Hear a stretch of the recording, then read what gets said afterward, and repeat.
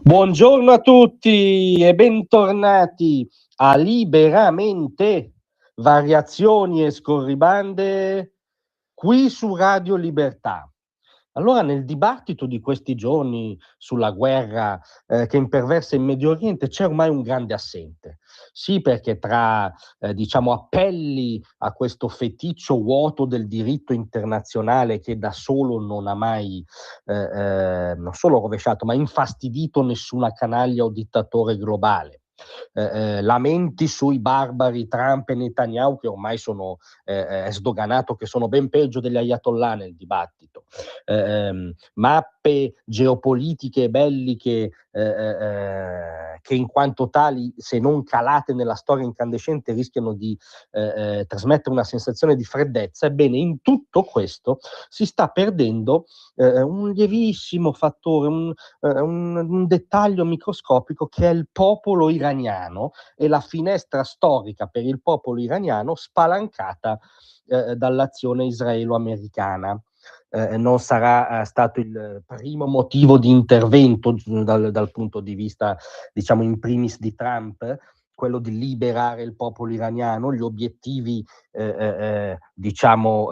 immediati dichiarati dall'amministrazione americana sono la distruzione dell'arsenale dei missili balistici, la distruzione della possibilità che gli ayatollah abbiano il nucleare, la messa in condizione di non nuocere della Repubblica Islamica. Verissimo, ma sta di fatto che in modo altrettanto oggettivo si spalanca una finestra storica che probabilmente per il popolo iraniano non si spalancava dal 1979, da quando l'Ayatollah Khomeini proclamò la Repubblica Islamica dicendo che da quel giorno in Iran c'era il governo nel nome di Dio, cioè nel nome di Allah.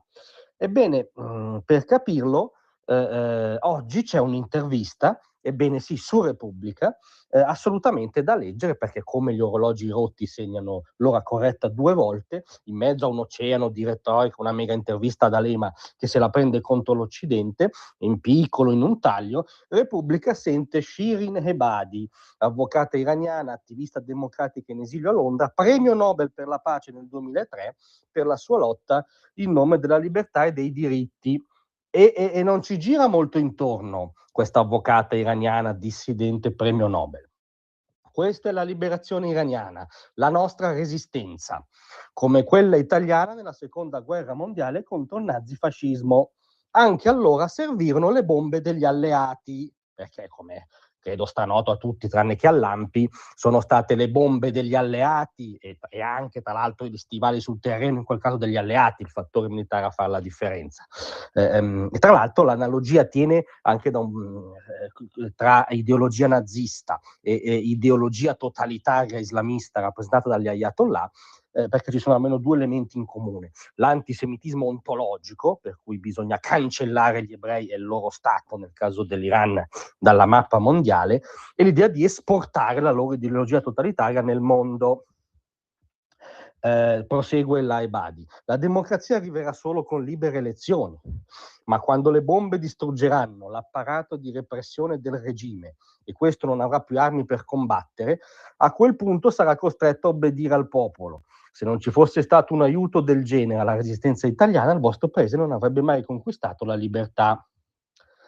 Dopodiché definisce ovviamente i bombardamenti una tragedia per il popolo, ma se i raid potessero eliminare la forza repressiva degli ayatollah, credo che le opposizioni e gli attivisti democratici oggi abbiano già la forza di rovesciare il regime.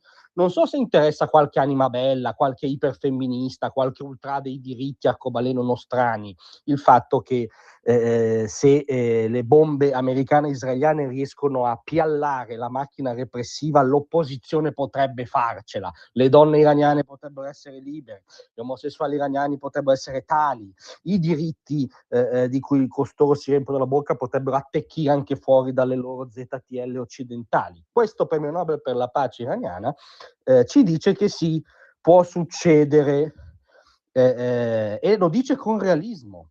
Gli Stati Uniti non hanno attaccato l'Iran per esportare la democrazia, bensì per distruggere le decine di siti nucleari di uranio arricchito, perché diciamolo, Questa guerra tra regime iraniano, USA e Israele è iniziata nel 1979 con la fondazione della Repubblica Islamica, la cui politica estera è esplicitamente fondata sulla distruzione di Israele e sulla cacciata degli americani dal Medio Oriente. Cioè, brutalizzando rispetto al suo ragionamento fine, israeliani e americani attaccano la Repubblica Islamica per loro interesse, Tentare nel di caso di Israele neutralizzare la addirittura un voce delle interesse opposizioni. esistenziale, Lo dico perché uno e scenario come anzitutto questo per lo impone alle classi dirigenti disarmarla. di tutte Questa le... cosa apre una finestra di libertà per il popolo iraniano? Sì. In Occidente l'intelligenza ne sta parlando, lo sta capendo, si dimostra interessata? No, perché è un'intelligenza evidentemente che reputa che la libertà sia solo un loro privilegio. E invece la libertà sarà un bel giorno, a nostro giudizio, quello in cui anche gli iraniani potranno essere liberi. Grazie a tutti, vi aspetto stasera alle 18. Tra un manifesto e lo specchio